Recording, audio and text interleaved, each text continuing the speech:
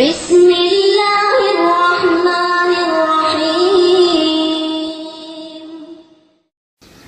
جا زندگی مدینہ سے جھونکے ہوا کے لا، جا زندگی مدینہ سے جھونکے ہوا کے لا، شاہد کے حضور خفا ہیں منا کے لا، کچھ ہم بھی اپنا چہرہ باطن سوار لیں، ابو بکر سے آئین عشق و وفا کے لا، دنیا مسلمہ پہ بہت ہی تنگ ہو گئی، فاروق اعظم کے دور کے وہ نقشے اٹھا کے لا، جن سے گناہ نے ہمیں محروم کر دیا، عثمان کے وہ زاویے شرم و حیا کے لا، مغرب کی گلیوں میں مارا مارا نہ پھر اے گدائے علم، دروازہ علم سے خیرات جا کے لا، نام محمد سے دلوں کو سرور ملتا ہے، نگاہ فکر کو تازہ شعور ملتا ہے، نصیب کیسا بھی ہو واسطہ احمد کا دیکھے، نصیب کیسا بھی ہو وسیلہ محمد کا دیکھے،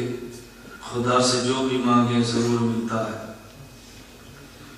معزز علماء کرام، میرے نہایت واجب الاحترام بزرگوں، مسلک اہل سنت والجماعت سے تعلق رکھنے والے نوجوان دوستوں اور بھائیوں، میں نے آپ حضرات کی خدمت میں قرآن کریم کی ایک آیت کریمہ کے چند الفاظ تلاوت کیے۔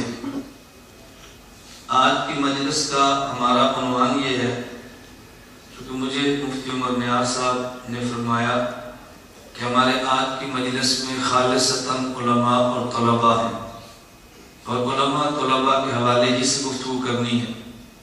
میں آپ کی خدمت میں ایک بات عرض کروں گا اور 3 باتیں بطور تمہید کے پیش کروں گا۔ آپ حضرات کہیں گے کہ ایک بات اور تمہید میں 3، اس کا مطلب یہ ہے کہ تقریر چھوٹی ہے اور تمہید لمبی ہے۔ میں کہوں گا اپنے اس دعوے پر بطور دلیل کے رسول اکرم صلی اللہ علیہ وسلم نے جو نبوت کے اعلان کے بعد پہلی گفتگو فرمائی، اس میں تمہید لمبی تھی اور تقریر چھوٹی تھی۔ حضور اکرم صلی اللہ علیہ وسلم نے فرمایا لبثت فیکم عمرا، میں تمہارے اندر 40 سال تک ٹھہرا ہوں، هل وجدتمونی صادقا ام کاذبا، تم نے مجھے کیسا پایا ہے؟ انہوں نے کہا جربناک غیر مرہ، ہم نے کئی بار آزما کے دیکھا ہے، ما وجدنا فیک الا صدقا، ہم نے آپ کو سراپا صداقت پایا ہے۔ یہ 4 جملے تمہید کے ہیں، ایک جملہ تقریر کا ہے، قولوا لا الہ الا اللہ تفلحوا۔ تو حضور کی تقریر کی جملہ 1 تھا، تمہید کے جملے 4 تھے، اس لیے ہماری تقریر کا جملہ 1 ہوگا، تمہید کے جملے 3 ہوں گے۔ میں جو احادیث یا آیات آپ کی خدمت میں پیش کروں گا، اور میں بطور خاص طلبہ سے کہتا ہوں اس کے ترجمے پر بہت کریں۔ میرے ہاں جو طلباء 1 سال کے لیے تخصص فی تحقیق و دعویٰ کے لیے تشریف لاتے ہیں، تو میں انہیں آیات، احادیث اور اکابر کی عبارات کا ترجمہ کرنا سکھاتا ہوں۔ میں کہتا ہوں کہ ترجمے کا فن سیکھو۔ طاہر القادری، جاوید خاندی، ذاکر نائک پلے درجے کے گمراہ ترین شخص، لیکن عوام میں مقبول کیوں ہیں کہ وہ عوامی لہجے میں اپنی بات کہتے ہیں۔ ہم علمی بات کو عوامی لہجے میں کرنے کا فن نہیں جانتے، اس لیے عوام تک ہماری رسائی نہیں ہوتی۔ اس لیے میں طلبہ سے ایک جملہ عرض کرتا ہوں، ہمارے بہت سارے احباب اصحاب علم ہیں، اصحاب لسان نہیں ہیں، اور بعض سٹیج پر اصحاب لسان ہیں، اصحاب علم نہیں ہیں۔ اللہ ایسے ہمیں افراد دے جو اصحاب علم بھی ہوں، اصحاب لسان بھی ہوں، اور ہمارے مشائخ میں اس کی بہت بڑی تعداد ملتی ہے۔ مجھ سے قبل حضرت قاری عبید اللہ صاحب دامت برکاتہ نے بات فرما دی ہے، سچی بات اس کو متن بنا کے اگر 1 گھنٹہ تقریر کر لی جائے تو بہت بڑی بات ہو۔ حضرت شیخ الہند رحمۃ اللہ علیہ کی ذات گرامی اتنی بڑی ذات ہے، اور اس دور میں جو جمعیت نے شیخ الہند سیمینار کے نام پر پروگرام منعقد کروانے شروع کیے ہیں، اس میں کوئی شبہ نہیں کہ وقت کی شدید ترین ضرورت ہے۔ میں اس پر کچھ گفتگو تو آخر میں عرض کروں گا۔ میں ایک بات عرض کرتا ہوں، اگر موجودہ حالات میں کسی شخص نے صحیح نہج پہ دینی کام کرنا ہو تو شیخ الہند کی ذات کو آئیڈیل سمجھے۔ مجھے سب کبھی ساتھی کہتے ہیں کیوں؟ میں نے کہا میں اس پر بات نہیں کرتا، بہت لمبی بات ہوگی، کیونکہ دیوبندیت میرا خاص موضوع ہے، اور الحمدللہ اللہ پاک آسانی پیدا فرمائے۔ مولانا ارشد مدنی صاحب دامت برکاتہم وہ اس وقت کہاں پر ہے میں ذکر نہیں کرتا، جن کے لیے میں ان کو پتا ہے، میرا انہوں نے پاسپورٹ منگوا لیا ہے دارالعلوم دیوبند کے لیے، تو انہوں نے فرمایا کہ ہماری پوری شورا نے طے کیا ہے کہ اس بندے کو دیوبند بلاؤ اور یہاں بیٹھ کے اس کو اسباق پڑھاؤ، اسی کو یہاں پر ہے۔ تو میں نے 2-4 احباب کو بتایا تو انہوں نے جملہ کے غلط نقل کر دیا کہ دیوبند کے اعزازی مدرس طے کیا ہر مہینے 3 دن لگائے گا۔ میں نے بہت مشکل ہے، ان کا انعام ہے کہ ان کا اکرام اور احسان ہے کہ انہوں نے حجت سے نلائق کا انتخاب فرمایا۔ انہوں نے فرمایا ہماری خواہش ہے کہ تم یہاں پر آؤ اور یہاں کر بات کرو۔ میری کتب ابھی جو باہر پڑھی ہیں آپ دیکھیں گے، ان میں سے بعض کتب وہ ہیں جو 4,500 ہزار کی تعداد میں دیوبند میں چھپ کر مفت تقسیم ہوئی۔ آپ اس کی تصدیق ابھی وہاں سے فرمائیں، اور براہ راست میرا الحمدللہ تعالیٰ دیوبند دارالعلوم کے اکابر سے رابطہ ہے۔ اللہ ان کا سایہ عاطفت ہمارے دل پہ سروں پہ تا دیر قائم اور دائم رکھے۔ میں ایک جملہ ضرور کہتا ہوں، حضرت شیخ الہند رحمۃ اللہ علیہ کے وجود مبارک سے دنیا بھر میں تحریکات چلی، لیکن یہ بات بڑی قابل تعجب ہے کہ جو تحریکیں شیخ الہند سے نکلی ہیں وہ کل عدم ہو گئی ہیں، اور شیخ الہند جو دارالعلوم دیوبند میں تھے وہ کل عدم نہیں ہو سکتے۔ کوئی وجہ ہوگی نا، وہ دارالکفر میں ہے، کل عدم نہیں ہے، پر ہم یہاں رہ کر بھی کل عدم ہوتے ہیں۔ میں پالیسیوں پہ بات نہیں کرتا، ہمیں اس پہ غور ضرور کرنا چاہیے کہ آخر دارالعلوم دیوبند کو شیخ الہند نے کون سی پالیسی دی ہے کہ وہ وہاں رہ کر بھی اپنے کام کو جاری رکھے۔ اور بہت ساری باتیں ہمیں جذبات کی وجہ سے سمجھ میں نہیں آتی، اس وقت سمجھ آتی ہے جب سمجھنے کا نفع کچھ نہیں ہوتا۔ کل میرے کرک کے 6 اجتماعات اور بہت بڑے بڑے اجتماعات تھے۔ کرک کے علماء نے مجھے پہلی بار سنا، یہ علماء طلبہ کا ایک مجمع ہے، یہ کوئی جذباتی خطابت کا مجمع نہیں ہے۔ میں اللہ کا بہت شکر ادا کرتا ہوں، مجھے خدا نے دستگاہ کی زبان بھی دی ہے، مناظرے کی زبان بھی دی ہے، اور عوامی خطابت اور سٹیج کی زبان بھی دی ہے۔ مولانا فضل مان صاحب دامت برکاتہم نے مجھے پہلی بار لاہور کی شاہی مسجد میں سنا، جب میری تقریر 1.5 منٹ کی تھی، پہلی تقریر مولانا نے وہاں سنی، 1.5 سال قبل کی بات ہے، 1.5 منٹ کی تقریر، یہ پہلا بیان مولانا نے میرا سنا۔ اس بیان کے بعد ہماری جو دوستی اور یاری لگ گئی، قریب ہماری بڑی مفصل بات موضوعات پر گفتگو ہے، اور میں ساتھی سے باہر کہتا ہوں، میں بڑی جانداری سے کہتا ہوں کہ میں جمعیت کا وکیل بلا توقیر ہوں۔ آپ کو نہ نظر آئے، آپ پنجاب میں کسی جا کر پوچھیں، میں رابطہ نہیں کرتا، بغیر رابطے کی پوری وکالت کرتا ہوں۔ جتنے شبہات جمعیت کی پالیسیوں پر پیش آتے ہیں، میں الحمدللہ پنجاب کے کھلے اجتماع پر اس کے جواب دیتا ہوں۔ اور میں یہ بات آج بھی کہتا ہوں، کوئی آپ کو خوش کرنے کے لیے نہیں، میں ویسے عرض کرتا ہوں، میں دیوبندیت سے کہتا ہوں، اگر ساری تحریکیں جمعیت کو ماں سمجھ کر اپنا کام شروع کر دیں تو بالکل کام کو رخ ہی ہمارے ملک میں بدل دیں۔ یہ جو میں نے رائے یہاں دی ہے کہ گزشتہ سال آپ کے علم میں جامعہ شفیع لاہور میں 170 علماء پنجاب کے ان کا اجتماع تھا، جیسے مولانا فرمان صاحب دامت برکاتہم، مولانا سلیم اللہ خان صاحب، مفتی تقی عثمانی صاحب، حتیٰ کہ مولانا اسم اللہ صاحب، سب موجود تھے۔ ہر آدمی اپنی رائے دی تھی۔ میں نے اس میں ایک ہی رائے پیش کی تھی کہ میری رائے ہے کہ مسلکی جماعتیں کام کرنے والی جمعیت کے محتاط کو، جمعیت 2 افراد کو مشتمل کی شورا بنائے، خود ان کے کام کی نگرانی کرے، جو ان کے مزاج کے مطابق چلے اس کی تائید کرے، جو نہ چلے اس کا بائیکاٹ کریں، تاکہ ہم بھی صحیح رخ پر چلیں۔ ہم تو خود اس کے لیے تیار ہیں، اس سے زیادہ بندہ خود کو کیسے پیش کر سکتا ہے؟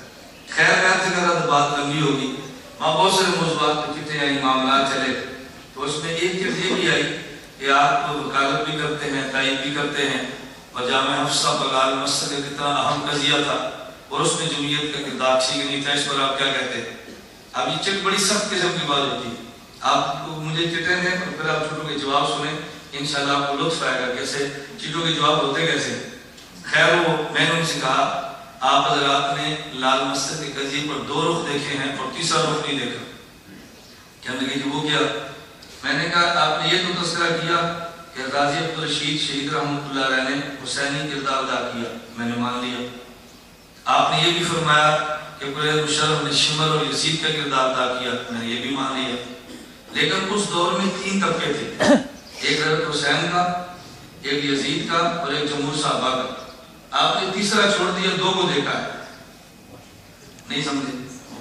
آپ نے 2 کو دیکھا اور تیسرے کو حضرت حسین رضی اللہ عنہ کو صحابہ نے فرمایا تھا نہ جاؤ، منع کیا تھا، ان کو مولانا نے کہا نہ کرو، انہوں نے کہا جب ہمیں جانا ہے تو صحابہ نے روکا بھی نہیں تھا، وہ چلے بھی گئے۔ حضرت حسین شہید بھی ہو گئے، تو پھر یزید کے خلاف جمہور صحابہ نے خروج کیا تھا؟ بتاؤ، نہیں کیا تھا، انہوں نے بھی خروج نہیں کیا۔ وہ جمہور صحابہ یزید کو سارے سمجھتے تھے، یہ بھی نہیں سمجھتے۔ میں نے کہا ایک کردار حسینی دیکھا، ایک یزیدی دیکھا، جمہور صحابہ کا کردار آپ نے کیوں چھوڑ دی؟ اگر اس کو مد نظر رکھتے تو پھر آگ وفاق و جمیل کے پر اسی پر کوئی اعتراض نہ ہوتا۔ یہ وکالت ہے جو میں پنجاب میں لڑتا ہوں، یہاں تو میں بہت عرصے بعد آیا ہوں، میرا خیال میں 93 کے بعد پہلی بار تالیاں دونوں میں آیا ہوں۔ مفتی عمر نیاز صاحب ہم کلاس فیئر میں کٹھے پڑھتے رہے، ہماری بڑی پرانی یاد ہے، یہ تبلیغی ہوتے تھے، میں مجاہد ہوتا تھا، لیکن کبھی ہماری لڑائی نہیں ہوئی تھی، کبھی بھی لڑائی نہیں۔ جب یہاں سے ہم آگے سفر کرتے تو کھانا ان کے پاس کھاتے پھر آگے جاتے۔ اصل میں بات سمجھ آ جائے کہ دونوں چاروں سب دین کے شعبے ہیں، پھر کوئی مسئلہ نہیں۔ کارواں کرک میں جو کہ اجتماع ہمارا عمومی تھا، جماعت والے، جمعیت والے، سب حضرات، یہ بہت چھوٹا اجتماع ہے جو میں کل کر اجتماع کر کے آؤں نا، یہ بہت چھوٹا ہے، اس کا تیسرا چوتھا حصہ بھی نہیں، بہت بڑے بڑے اجتماع تھے۔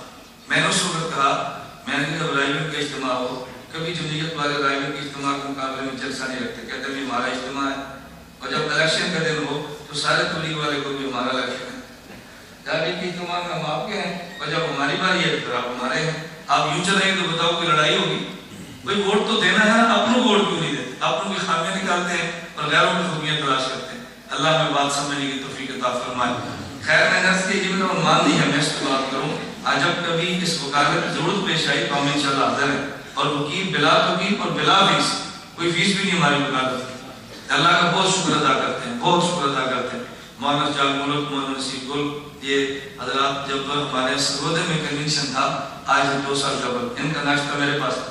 مولانا نصیب گل صاحب نے فرمایا کہ رائے مجھے دیوبند کے بعد پاکستان میں درسگاہ میں کی بیان کرنے لطف آیا، مجھے اس کی درسگاہ میں آیا۔ اب آپ نے اس کی وجہ تو وہی بتا سکتے ہیں اس کی وجہ کیا ہوگی۔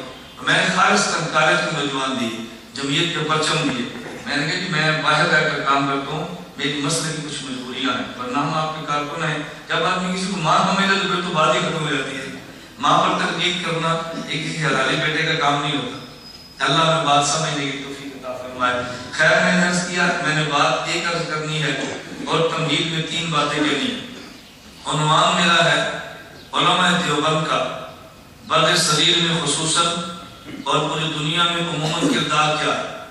اصل عنوان یہ علماء دیوبند کا کردار کیا ہے، علماء دیوبند نے کیا کارنامہ سر انجام دیا ہے، کیا دیوبندیت کوئی گزشتہ تاریخات کے مد مقابل الگ تاریخ ہے، یہ دیوبندیت 1400 سال سے آنے والی تاریخات کا تسلسل ہے۔ دیوبندیت کیا ہے اور دیوبندیت نے کیا دیا ہے، دیوبندیت کا کردار کیا ہے۔ لیکن اس سے قبل میں 3 باتیں عرض کروں گا۔ ایک کام نبی پاک صلی اللہ علیہ وسلم نے فرمایا، ایک کام صحابہ کرام رضی اللہ عنہم اجمعین نے فرمایا، اور ایک کام حضرت امام اعظم ابو حنیفہ نے فرمایا، اور ایک کام علماء دیوبند نے فرمایا۔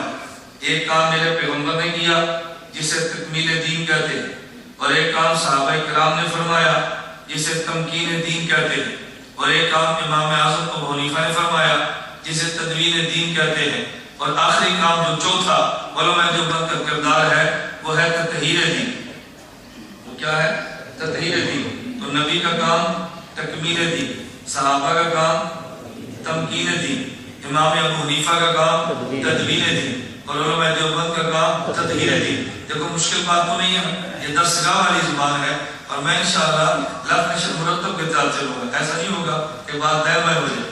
ایک کام پیغمبر نے فرمایا جسے تکمیل دین کہتے ہیں، ایک کام صحابہ نے فرمایا جسے تمکین دین کہتے ہیں، ایک کام امام اعظم ابو حنیفہ نے فرمایا جسے تدوین دین کہتے ہیں، اور ایک کام حضرات علماء دیوبند نے فرمایا جسے تطہیر دین کہتے ہیں۔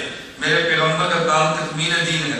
تکمیل دین کا معنی یہ ہے کہ جو دین خدا نے اس امت کو دینا تھا وہ پیغمبر کے ذریعے کامل اور مکمل دیا ہے۔ دین ناقص ہمارے نبی کو نہ خدا نے دیا نہ نبی نے دین ناقص امت کو دیا، جتنا خدا سے لیا اتنا دین اللہ کے نبی نے امت کے حوالے کر دیا۔ اس کی وجہ یہ ہے ہمارے پیغمبر اس دھرتی پہ نمائندہ خدا تصور ہوتے ہیں، نمائندہ اپنی بات کبھی نہیں کرتا، بات اس کی کرتا ہے جس نے اس کو نمائندہ بنا کر بھیجا ہوتا ہے۔ ہمارے نبی نمائندہ خدا ہے، اگر خدا کا کلام لینا ہو وہ بھی نبی سے ملتا ہے، اگر خدا کے کلام کا معنی لینا ہو وہ بھی نبی سے ملتا ہے۔ کوئی بندہ یہ کہے پیغمبر کو درمیان سے نکال دو اور خدا کا کلام لے دے، ایسا نہیں ہوگا۔ اور کوئی بندہ یہ کہے نبی کو درمیان سے نکال دو، کلام خداوندی کا معنی مل جائے، ایسا بھی ہرگز نہیں ہوگا۔ کلام خداوندی بھی نبی کے ذریعے ملتا ہے، کلام خداوندی کا مطلب بھی نبی کے ذریعے ملتا ہے۔ کلام خداوندی بغیر نبی کے نہیں ملتا۔ اس میں ذرا دلیل سننا، دلیل شاید آپ نے سنی ہوگی، میرے علم میں نہیں ہے، یا نہیں سنیں تو پھر سنیں، اگر سنی ہے تو میرے طرز میں سنیں۔ ایک گفتگو ہوتی ہے خطیب کی، ایک ہوتی ہے وکیل کی۔ خطیب کی گفتگو کا انداز الگ ہوتا ہے اور وکیل کی گفتگو کا انداز بالکل الگ ہوتا ہے۔ خطیب موقف بیان کرتا ہے، وکیل اس موقف کی وجہ بیان کرتا ہے۔ خطیب کو جلسے میں شور پسند ہوتا ہے اور وکیل کو جلسے میں خاموشی پسند ہوتی ہے۔ اس لیے میں اپنے جلسوں میں نعرے نہیں لگانے دیتا۔ جب تحریک کا جلسہ ہو نعرہ لگائیں کو منع بھی نہیں کرتا۔ میری کوئی ایسی تحریک نہیں جو نعرے کی محتاج ہو، ہمارا خالص علمی سا کام ہے۔ میں بتا یہ رہا تھا اگر پیغمبر کی ذات کو درمیان سے نکالیں خدا کے کلام کے الفاظ بھی نہیں ملتے۔ دلیل قرآن کریم میں ہے، لو انزلنا هذا القرآن على جبل لرأيته خاشعا متصدعا من خشیۃ اللہ۔ اے میرے پیغمبر، اگر میں اس قرآن کریم کو پہاڑ پہ اتارتا، پہاڑ کے ٹکڑے ہو جاتے، پہاڑ اس کلام خداوندی کو اٹھا نہ سکتا۔ اس آیت پر اعتراض، اشکال اور سوال پیدا ہوتا ہے۔ اللہ آپ نے فرمایا اگر اس قرآن کو پہاڑ پہ اتارتا، پہاڑ کو اس قرآن کو اٹھانے کی ہمت نہ تھی، پہاڑ کے ٹکڑے ہو جاتے۔ لیکن ہم نے علوم شریعہ اس بنو کے ایک طالب علم کو دیکھا جو 10 سال کا بچہ ہے اور اس کے سینے میں قرآن محفوظ ہے۔ اگر یہ قرآن اتنا وزنی تھا، پہاڑ نہیں اٹھا سکتا، تو 10 سال کے بچے نے کیوں اٹھایا ہے؟ اگر یہ اٹھا سکتا ہے تو پہاڑ کیوں کو نہیں اٹھا سکتا؟ جب یہ قرآن کی آیت پہ اعتراض ہوا ہے تو اعتراض کا جواب دینے والے دارالعلوم دیوبند کے 40 سالہ محتمم قاری محمد طیب قاسمی رحمہ اللہ تعالیٰ ہے۔ میرا مستقل ایک جلسے کا عنوان ہے، کبھی اللہ نے آنے کا موقع دیا میں مستقل ایک عنوان پر بات کیا کرتا ہوں کہ جب یہ قرآن پہ اعتراض ہو جواب دیوبند والے دیتے ہیں، اور جب دیوبند پر اعتراض ہو پھر دفاع اللہ کا قرآن کرتا۔ یہ مستقل عنوان ہے۔ ابھی بہت سارے طلبہ کو نہیں سمجھ آنا، اشکال رہ جانا ہے اس نے بات کیسے کہہ دی ہے، لیکن کبھی اس عنوان پہ جلسہ پھر میں دلائل دوں گا کہ جب قرآن پر اعتراض ہو تو جواب دیوبند والے دیتے ہیں، اور جب دیوبند والوں پر اعتراض ہو پھر دفاع اللہ کا قرآن کرتا ہے۔ قاری محمد طیب رحمۃ اللہ علیہ نے فرمایا اس سوال کا جواب سنیں۔ فرمایا سورج کو دیکھو آسمان کی طرف، اسے منیب کہتے ہیں۔ چاند کو دیکھو آسمان کی طرف، اسے مستنیب کہتے ہیں۔ اگر سورج کی روشنی کو دیکھو آنکھ برداشت نہیں کرتی، اگر سورج کی حرارت اور گرمی کو دیکھو آدمی کا وجود برداشت نہیں کرتا، اور اگر چاند کی روشنی کو دیکھو آنکھ کو دیکھنے میں لطف آتا ہے، اگر چاند کی برودت اور ٹھنڈک کو دیکھو تو بدن کو راحت محسوس ہوتی ہے۔ اس کی وجہ کیا ہے؟ سورج کی روشنی کو ضیاء کہتے ہیں، اس میں حدت ہوتی ہے۔ سورج کی گرمی کو حرارت کہتے ہیں، اس میں بھی شدت ہوتی ہے۔ اور اگر تم چاند کو دیکھو اس کی روشنی کو نور کہتے ہیں، اس میں ملاطفت اور نرمی ہوتی ہے۔ اور اگر تم چاند کی دیکھو برودت اور ٹھنڈک کو دیکھو اسے برودت کہتے ہیں۔ تو سورج میں جلال تھا اور چاند میں جمال تھا۔ سورج کی روشنی اپنی ہے، چاند سورج سے لیتا ہے۔ سورج کی حرارت بھی اپنی ہے، چاند سورج سے حرارت کو لیتا ہے اور برودت میں بدل جاتی ہے۔ سورج جلال والا ہے، چاند جمال والا ہے۔ سورج کی روشنی جلالی تھی، اس کو دیکھا تو آنکھ جواب دے گی، لیکن جب وہ جلالی روشنی چاند کے جمال سے گزری ہے اس کو دیکھنے میں لطف آیا ہے۔ سورج کی حرارت بھی جلالی ہے، وجود اس کو برداشت نہیں کر سکتا تھا، لیکن جب جلالی تپش اس کی چاند سے گزری ہے، برودت ٹھنڈک میں بدل گئی ہے، اس کو دیکھنے میں اور سہنے میں لطف آیا ہے۔ فرمایا میرا اللہ جلال والا ہے، میرے اللہ کا کلام بھی جلالی ہے۔ اگر پہاڑ پہ اترتا پہاڑ ٹکڑوں میں بدل جاتا، لیکن خدا نے جلالی کلام کو پہلے محمد کے جمالی سینے پہ اتارا ہے، پھر حضور کی جمالی زبان سے نکالا ہے۔ اگر یہ جلالی کلام سیدھا اترتا پہاڑ ٹکڑے ہو جاتا تو جمال محمد کی برکت ہے، اس کو علوم شریعہ کا بچہ بھی اٹھا رہا۔ یہ میرے حضور کے جمال کی برکت ہے۔ یہ جلالی کلام درخت آتا تو پہاڑ بھی نہ اٹھاتا۔ نبی کو درمیان سے نکال دو، قرآن کے الفاظ کو پہاڑ نہیں اٹھاتا، بتا میں اور تم کیسے اٹھا لیں گے؟ تو نبوت کیونکہ نمائندہ خدا ہے، اس لیے نبی کے بغیر کلام خدا بندی بلا نہیں کرتا۔ چلیے ذوق تازہ ہو تو میں ایک جملہ کہتا ہوں۔ آپ نے کبھی قاری صاحب کو دیکھا؟ کوئی بھی قاری 10 جگہ حفظ کا ہو اور صفحات ایک عالم ہوتا ہے اور اس کو کہتے قاری ہے۔ قاری محمد طیب رحمۃ اللہ علیہ بہت بڑے عالم تھے، لیکن شہرت قاری محمد طیب، لیکن ایک ہوتا ہے 10 جگہ کا قاری جس کے پاس حدیث کا علم نہیں ہوتا۔ میں اس قاری استاذ کی بات کرتا ہوں۔ قاری کو دیکھو جو قرآن کریم پڑھاتا ہے، اور شیخ الحدیث کو دیکھو جو بخاری ترمذی یا کوئی بھی استاد الحدیث حدیث کا سبق پڑھاتا ہے۔ دونوں کے مزاج میں فرق دیکھا، قاری کو جب بھی دیکھو جلال ہے، قریب جاتے بھی ڈر لگتا ہے، اور استاد الحدیث کو جب بھی دیکھو جمال ہے، جی چاہتا ہے مجھے کب کمرے میں بلائے گا۔ تو دونوں میں فرق کیا ہے؟ یہ جلال والا اور یہ جمال والا، ان دونوں میں عیب اور کمزوری نہیں ہے۔ اس پہ کلام جلالی کا اثر ہے، اس پر کلام جمالی کا اثر ہے۔ اللہ جلال والے ہیں، خدا کا کلام بھی جلالی ہے، اور نبی جمال والا ہے تو نبی کا کلام بھی جمالی ہے۔ قاری صاحب پر کلام جلالی کا اثر ہے اور استاد حدیث پر کلام جمالی کا اثر ہے۔ تو جلال والے سے ڈر تو لگتا ہے نا، اور جب جمال ہو تو پھر ڈر نہیں لگتا۔ اللہ کا جلال کی صفت بھی ہے اور جمال بھی ہے، لیکن غلبہ عموماً جلال کا ہوتا ہے۔ اس پر ایک نکتہ نشین فرمائیں، آپ نے نمازوں کو دیکھا، فجر مغرب عشاء کی نماز میں قاری اونچی آواز سے قرآن پڑھتا ہے، ظہر عصر کی نماز میں دیکھیں قاری قرآن آہستہ پڑھتا ہے۔ آخر وجہ کیا ہے؟ اے خدا کی صفت جلال ہے، اے خدا کی صفت جمال ہے۔ جب سورج غروب ہوتا ہے تو صفت جمال کا ظہور ہوتا ہے، جب سورج طلوع ہوتا ہے خدا کی صفت جلال کا ظہور ہوتا ہے۔ جب بڑا جمال کے اندر ہو تو بچے کھیلا کرتے ہیں، اور جب بڑا جلال کے اندر آ جائے تو چھوٹے سہم جاتے ہیں۔ جب خدا کی صفت جمالی کا ظہور ہوتا ہے تو قاری بھی کہتا ہے الحمدللہ رب العالمین، اور جب صفت جمال کا جلال کا ظہور ہوتا ہے تو پھر الحمد بھی اونچی آواز سے نہیں نکلتی۔ دن کو صفت جلال کا ظہور ہے، نماز سری بنتی ہے، رات صفت جمال کا ظہور ہے، کلمات جہری بنتی ہے۔ اللہ کی صفت جلال بھی ہے، خدا کی صفت جمال بھی ہے۔ میں کہتا ہوں میرے پیغمبر کی برکت سے دونوں صفتیں نکلی ہیں۔ اللہ میرے نبی خدا کی صفات کا مظہر ہے، یہاں سے صفات خداوندی جو اتنی امت کو چاہیے اتنا حصہ ملتا ہے۔ میرے پیغمبر کو دیکھ لو کہ صفت جلال منتقل ہے، کہ صفت جمال منتظر ہے۔ ابو بکر صدیق رضی اللہ عنہ کو دیکھا تو رات کی خلوت میں کھڑے ہیں اور قرآن آہستہ پڑھتے ہیں۔ عمر بن خطاب کو دیکھا تو مسجد نبوی میں ہے، قرآن اونچی آواز سے پڑھتے ہیں۔ صدیق اکبر سے پوچھا تم قرآن آہستہ کیوں پڑھتے ہو؟ فرمایا اس لیے آہستہ پڑھا یہ سونے والا اٹھنا ہے۔ عمر بن خطاب سے پوچھا تم قرآن اونچی آواز سے کیوں پڑھتے ہو؟ فرمایا میں پڑھتا ہوں کیوں سویا ہوا ہے۔ صدیق پہ غلبہ جمال کا ہے، عمر پہ غلبہ جلال کا ہے۔ ایک پر جلال کا اثر اور ایک پہ جمال کا اثر ہے۔ ضرورت تو دونوں کی ہے نا، کہیں جلال کی حاجت ہوتی ہے، کہیں جمال کی حاجت ہوتی ہے۔ نہ صرف جلال سے کام چلتا ہے، نہ صرف جمال سے۔ اس کو میں سمجھانے کے لیے کہتا ہوں کہ جلال سے خشیت ہوتی ہے اور جمال سے محبت ہوتی ہے۔ مجھے ایک شخص کہنے لگا کہ مولانا جواب تو دے، میں نے کہا جی فرمائے۔ حضرت امام بخاری بہت بڑے عالم تھے، تم تقلید امام ابو حنیفہ کی کیوں کرتے ہو؟ میں نے کہا امام ابو ہریرہ بہت بڑے عالم تھے، تم امامت کے لیے صدیق اکبر کا انتخاب کیوں کرتے ہو؟ کہتا جی سمجھا نہیں۔ میں نے کہا تو سمجھا کیوں نہیں ہے؟ یہ بات تو معروف ہے اور مسلم ہے، پیغمبر کے صحابہ میں سب سے بڑے عالم ابو بکر صدیق رضی اللہ عنہ اور سب سے بڑے محدث حضرت ابو ہریرہ رضی اللہ عنہ۔ مجھے میں نے کہا یہ بات ہمیں نہیں آتی، جو بڑا عالم ہوگا وہ بڑا محدث بھی ہوگا، جو بڑا محدث ہوگا وہ بڑا عالم بھی ہوگا۔ یہ تقسیم کیوں چلی ہے؟ ابو بکر صدیق بڑے عالم ہیں، حضرت ابو ہریرہ بڑے محدث ہیں صحابہ میں، تو جو بڑا محدث بڑا عالم ہوگا، جو بڑا عالم تو بڑا محدث ہوگا۔ یہ فرق کیوں کیا؟ میں نے کہا توجہ رکھنا، میں بات سمجھاتا ہوں۔ حضرت امام بخاری کے بارے میں شہرت ہے یہ امت کا بڑا محدث ہے، میں حقیقت کی بات نہیں کر رہا، میں شہرت کی بات کرتا ہوں۔ شہرت یہ ہے امام بخاری امت کا سب سے بڑا محدث ہے، امام ابو حنیفہ رحمہ اللہ یہ امت کا سب سے بڑا عالم ہے۔ میں نے کہا دونوں کا فرق کیا ہے؟ جب کوئی مسئلہ ابو بکر صدیق سے پوچھتا وہ نبی بالا بتاتے، لیکن جو غلبہ خشیت کا تھا الفاظ نبوت کو نقل کرتے ڈرتے قال ابو بکر کہہ کے بتا دیتے، اور جب کوئی مسئلہ ابو ہریرہ سے پوچھتا رضی اللہ عنہ ان میں جمال نبوت کا اور ان پہ محبت کا غلبہ تھا، وہ قال رسول اللہ کہہ کے حضور کے الفاظ میں مسئلہ بتاتے۔ جب کسی نے مسئلہ امام ابو حنیفہ سے پوچھا ان پہ غلبہ خشیت کا تھا، مسئلہ نبی بالا بتاتے، الفاظ نبوت بیان کرتے رہتے، قال ابو حنیفہ کہہ کے بتاتے۔ جب امام بخاری سے پوچھتے ان کے غلبہ محبت کا تھا، ان کا جی چاہتا الفاظ نبوت بھی نقل کرے حضرت ابو ہریرہ کی طرح کہ قال رسول اللہ کہہ کے بتاتے، میں نے اس پہ غلبہ خشیت کا تھا، ان پہ غلبہ محبت کا تھا۔ ہم نے آدھے صحابہ میں دیکھا اگر کس صدیق اکبر پہ غلبہ خشیت کا تھا، حضرت امام ابو ہریرہ پہ غلبہ محبت کا تھا،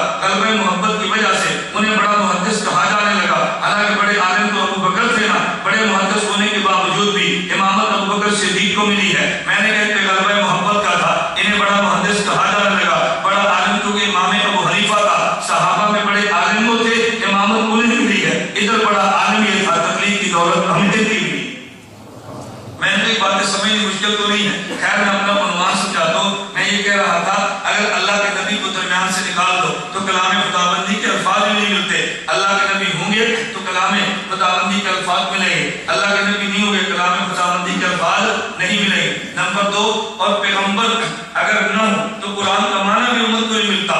نبی قرآن کریم کے الفاظ بھی دیتے ہیں اور نبی قرآن کریم کا معنی بھی دیتے ہیں۔ وَأَنزَلْنَا إِلَيْكَ الذِّكْرَ لِتُبَيِّنَ لِلنَّاسِ مَا نُزِّلَ إِلَيْهِمْ، میرے پیغمبر قرآن ہم نے دیا ہے، آپ ہی ان کو ترجمہ بتائیں، ان کو مطلب بتائیں. اور میں یہ بات بڑی تحدید اور دعوے کے ساتھ کہتا ہوں، اگر میرے پیغمبر قرآن کا معنی بیان نہ کرے تو صحابہ بھی قرآن کا معنی نہیں سمجھتے. تو اور میں کیسے سمجھیں گے؟ نبی بولے تو صحابی سمجھتا ہے، پیغمبر نہ بولے تو صحابی رضی اللہ عنہ کو بھی الجھن پیش آتی ہے. مثالیں تو بہت ساری ہیں، میں ایک دو آسان مثال دیتا ہوں جو آپ حضرات طلباء کی درس میں. علماء تو میرے مخاطب نہیں ہے، میں طلباء سے عرض کرتا ہوں جس کو سمجھنا بہت آسان ہے اور آپ کے درس میں ہے. قرآن کریم کی آیت اتری الذین آمنوا ولم یلبسوا ایمانهم بظلم اولئک لهم الامن وهم مهتدون. جو بندہ ایمان لایا، ایمان کے ساتھ ظلم نہ ملایا، امن بھی ملے گا، ہدایت بھی ملے گی. صحابی چونکہ عربی جانتے تھے پریشان ہو جاتے، ہم عربی نہیں جانتے ہم پریشان بھی نہیں ہوتے. ایک صحابی نے کہا یا رسول اللہ اینا لم یظلم شیئا، ظلم کا معنی کمی اور بیشی ہے.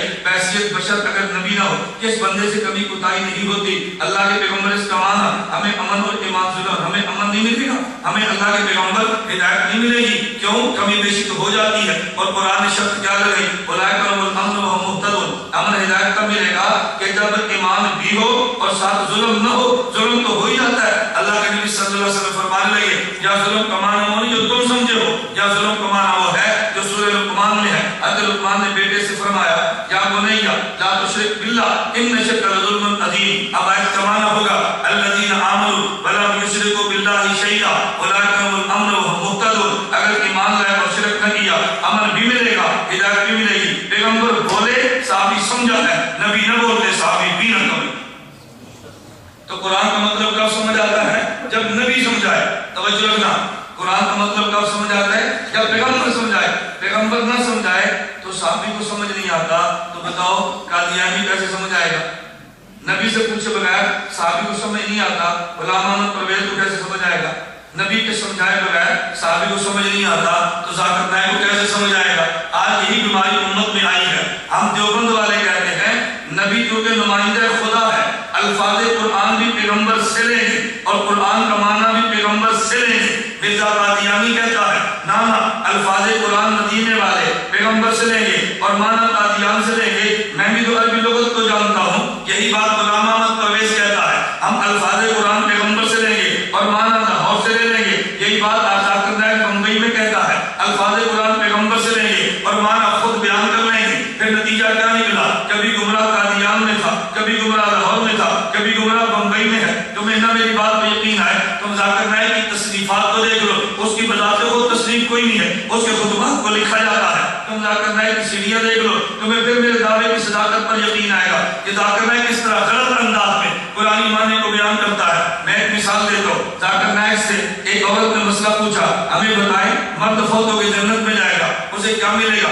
ذاکر نائک کہتا ہے حور ملے گی جو جنت کی بنی عورت ہوتی ہے. پوچھا عورت جنت میں جائے اسے کیا ملے گا؟ ذاکر نائک کہتا ہے اسے جنت کا بنا مرد ملے گا، اسے بھی حور کہتے ہیں. پوچھا دلیل کیا ہے؟ کہتے ہیں حور افعل، حور احبر کی جمع ہے، احبر مؤنث مذکر دونوں کا استعمال ہوتا ہے. میں نے کہا علماء سے پوچھو یہ فولاً افعل کی جمع ہوتی ہے یا فولاً فولا کی جمع ہوتی ہے؟ اب ذاکر نائک نے کہا میں عربی جانتا ہوں، کیا میں قرآن نہیں سمجھ سکتا؟ کتنی بڑی غلطی کر گیا. پھر اس نے کہا چلو گرامر کو چھوڑو میں قرآن کی آیت پیش کرتا ہوں. پورے قرآن میں 4 مرتبہ خدا لفظ حور کو استعمال کرتے ہیں. کہتے ہیں کہیں بھی مرد عورتوں کے ساتھ خاص کیا ہی نہیں ہے. قرآن کہتے ہیں زوجناہم بحور عین، دیکھو حور عام ہے مؤنث مذکر دونوں کو شامل ہے. میں نے کہا کم عقل آدمی عقل سے تو کام لیتا، اگر عقل ہوتی تو اللہ فرماتا ہے زوجناہم.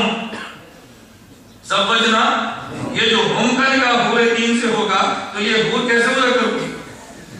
بھائی ہم کا نکاح تو مذکر سے نہیں ہونا نا، ہم کا نکاح تو مؤنث سے ہی ہوگا. میں نے کہا تم نے کیسے کہہ دیا زوجناہم بحور عین؟ لیکن دلیل کہتے ہیں حور مقصورات، دیکھو حور عام ہے مؤنث مذکر سب کو شامل ہے. میں نے کہا حور موصوف ہے، مقصورات اس کی صفت ہے. یہ جو مقصور مرد ہوتا ہے یہ عورت ہوتی ہے. لیکن دیکھو اس نے مسئلہ بیان کر دیا اور کہنے لگا کہ ہم بھی عربی جانتے ہیں. ذاکر نائک سے پوچھا کہ عورت ووٹ دے سکتی ہے؟ اس سے بحث نہیں ہے. عورت کی ووٹ کی حیثیت کیا ہے؟ مگر کو مجھ سے پوچھے، میں تو مفتی نہیں ہوں لیکن کو مجھ سے پوچھے تو میں کہتا ہوں عورت کی ووٹ کی وجہ سے اگر بے دین بندہ اسمبلی سے باہر جا کے دیندار جاتا ہو پھر عورت کو اپنا استعمال کرنا چاہیے. اگر ایسا وقت آ جائے عورت پہ جہاد کا ذہن تو نہیں ہے لیکن اگر مسئلے کی نوعیت بدل جائے تو عورت کو ہاتھ میں تلوار دینے کی گنجائش موجود ہے. میں نہیں کہتا عورتیں ووٹ ڈالتی ہیں لیکن اگر صورتحال ایسی پیدا ہو جائے ادھر بے دین ہے ادھر دیندار ہے، اس کے ووٹ کی وجہ سے بے دین اسمبلی سے نکل سکتا ہے، پھر تو اس کا اپنا ووٹ استعمال کرنا چاہیے. اب تو نوعیت بدل گئی ہے. پھر تم نے عورت کو گھر سے نکالا نہیں ہے، یہ عورت تو گھر سے پہلے نکلی تھی۔ حضرت مولا کی اجازت میں بولا کسی نے پوچھا یہ جو تم نے مذکورات کی جماعت کا سلسلہ شروع کیا تم نے عورت کو گھر سے نکال دیا ہے؟ حضرت مولا نے اجازت میں بہت پیارا جواب دیا، ہم نے عورت کو گھر سے نکالا نہیں ہے، نکلی پہلے تھی ہم نے صحیح جگہ پہ پہنچا دیا، نکلی پہلے تھی ہم نے صحیح جگہ پہ پہنچا دیا۔ پہلے سکول جا رہی تھی ہم نے ادھر جاؤ، پہلے کانے جا رہی ہم نے کہا ادھر جاؤ۔ تم بازار جا کے دیکھو آپ کے سرحد کی صورتحال قدرے مختلف ہے، پنجاب کی صورتحال تو بالکل نہیں، الامان الحفیظ ہے، اللہ حفاظت فرمائے۔ میں خیر گزارش کر رہا تھا، مجھے اس سے بحث نہیں ہے، مجھے بحث ذاکر نائک کی دلیل سے ہے۔ وہ کسی نے پوچھا عورت کی ووٹنگ پہ دلیل کیا ہے؟ کہتے ہیں سورہ ممتحنہ آیت نمبر 8، بندہ بہت خوش ہوتا ہے اس کو کتنا قرآن یاد ہے، دیکھو انگلیوں پہ ایسے گنتا ہے، یا کہتے ہیں قرآن کریم میں ہے یا ایھا النبی اذا جاءک المؤمنات یباینک علی اللہ یشرکن باللہ شیئا، اللہ کے پیغمبر اگر یہ عورتیں ہیں بیعت کرنے کی بیعت کر لیا کرو۔ کہتے ہیں اس دور میں ووٹ ہوتا ہے، اس دور میں بیعت ہوتی تھی، اگر عورت پیغمبر کو ووٹ دے سکتی ہے ہم کیوں نہیں کہتے کہ ووٹنگ کا عورت کے ختم ہو گیا، اب کہاں بیعت اور کہاں ووٹ؟ توجہ، میں نے کہا وہاں بیعت کیا تھی، شرک نہیں کرے گی، قتل نہیں کرے گی، زنا نہیں کرے گی، بہتان نہیں باندھے گی، نبی کی اطاعت کرے گی اور نافرمانی کرے گی۔ اب عمران خان کو عورتیں ووٹ دے گی نا، ہم ووٹ دیتی ہیں، کبھی بدکاری نہیں کرے گی، ایسی بیعت کرتی ہیں۔ اب عمران خان کے ہاتھ یہ بیعت ہوگی نا کہ ہم ووٹ دیتی ہیں، کیوں؟ جب کوئی نبی کے ہاتھ پر تھی ہم تمہارے ہاتھ پر بیعت کرتے، کم از کم عقل کہتے یہ تو دیکھتا پیغمبر کے دور میں جو بیعت کی نوعیت کیا تھی، وہ تھی شرک سے بچنے کے لیے، ایمان پہ آنے کے لیے، اور یہ عورت ہو جائے کسی اور مقصد کے لیے ہے، لیکن اس نے وہ زبان استعمال کرنی تھی۔ میں گزارش کر رہا تھا اس انداز میں معنی بیان کرتا ہے، مسلمان بھی خوش ہوتے ہیں، کافر بھی خوش ہوتا ہے، اللہ بھی خوش ہے، شیطان بھی خوش ہے، گنگا بھی ٹھیک ہے اور کعبہ بھی ٹھیک ہے، اس نے وہاں رہ کر دونوں کو سنبھالا ہوا ہے۔ اللہ نے سمجھنے کی توفیق عطا فرمائے۔ ذاکر نائک سے مسئلہ پوچھا جہاد کے بارے میں آپ کی کیا رائے ہے؟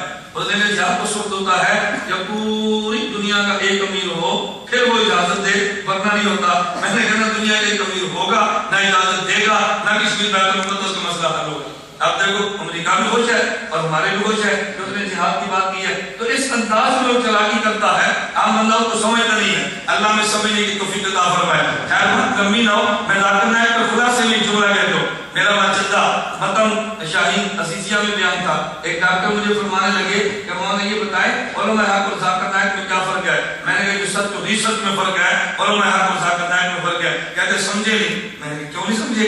سچ و ریسرچ تم نہیں سمجھتے تو ذاکر نائک تم جلدادہ کیسے بنتے ہو؟ کہا جی پھر بھی میں نے کہا بات سمجھو، آپ کے ہاں یا اتحاد بہت بڑا اسٹیڈیم ہے ماجدہ میں جہاں فٹ بال کھیلتے ہیں، میں نے کہا رات کو ٹیمیں فٹ بال کھیلتی ہیں اور بہت بڑی لائٹیں لگی ہیں، اس کو کیا کہتے ہیں؟ مجھے کہتے ہیں سب چلائے۔ میں نے کہا جب ایک کھلاڑی گیم لے کر جائے اور گول کرنے لگے اور ساتھی بچہ لائٹ کو آف کر دے پھر آن کرے، کیا کہتے ہیں؟ کہتے ہیں ریسرچ۔ میں نے کہا جب یہ لائٹ آف کر کے پھر آن کرے تو گیم پہ تم خوش ہو جاؤ گے، اس بچے کو شاباش دو گے؟ کہتے ہیں ہم نے کہ بہت بیوقوف بچہ ہے، دیکھو اس نے پوری کھیل کو خراب کر دیا۔ میں نے کہا پتہ چلا جب سچ سے کام چلتا ہو پھر ریسرچ کریں تو کھیل خراب ہوتی ہے۔ ہم بھی یہی بات کہتے ہیں کہ جس پیارے صحابہ سے لے کے آج تک کے مفتیان 1400 سال کے فقہ فتوے موجود ہیں، وہ سچ کر چکے ہیں، اس مسئلے پہ ریسرچ کرو گے تو شریعت کا نظام برباد ہوگا۔ ہم سچ والے ہیں، وہ ریسرچ والا ہے۔ میں نے کہا مشکل بات تو نہیں ہے، میں کہتا ہوں جیسا مخاطب ہو اس کے مطابق اس کو اس کے سمجھاؤ۔ میں ابھی یہ دسمبر کے اوائل میں ماشاءاللہ کے سفر پہ تھا دبئی میں، ہماری میٹنگ چل رہی تھی، ایک ذاکر کا دلدادہ تھا اور تھا منکر علی، اس سے بات چل پڑی تو مجھے کہتا ہے ذاکر نائک کے بارے میں آپ کا کیا خیال ہے؟ میں نے کہا میرا خیال یہ ہے کہ ذاکر نائک اتنا بڑا آدمی ہے کہ اس کے فتوے میں تم عمل نہیں کر سکتے، وہ تو اس کا عاشق تھا۔ مجھے کہتے کیا مطلب؟ میں نے کہا میں سچی بات کہتا ہوں، ذاکر نائک جو فتوے مسئلے بتاتا ہے کم از کم تم جیسا بندہ اس پہ عمل نہیں کر سکتا۔ مجھے کہتے ہیں وہ کیسے؟ میں نے کہا ذاکر نائک سے بندے نے پوچھا کہ یہ بتاؤ کشف مینڈک کا کیا حکم ہے؟ ذاکر نائک نے کہا قرآن کریم میں لحمن طریہ، گوشت فریش ہونا چاہیے، خامچی ہو یا مینڈک ہو، تو مینڈک کا کباب بنا کے کھا سکتا ہے؟ مجھے کہتے نہیں۔ تو میں نے کہا میں نے کہا تھا کم از کم ذاکر نائک کے پر تم عمل نہیں کرتے۔ جو لوگ ذاکر نائک کو سنتے ہیں نا، میں نے کہا کم از کم تم ذاکر نائک کے عمل نہیں کر سکتے، وہ خود عمل کرے یا نہ کرے مجھے نہیں پتا۔ میں نے کہا اس سے تو طاہر القادری اچھا ہے، وہ با عمل تو ہے نا، طاہر القادری با عمل تو ہے نا۔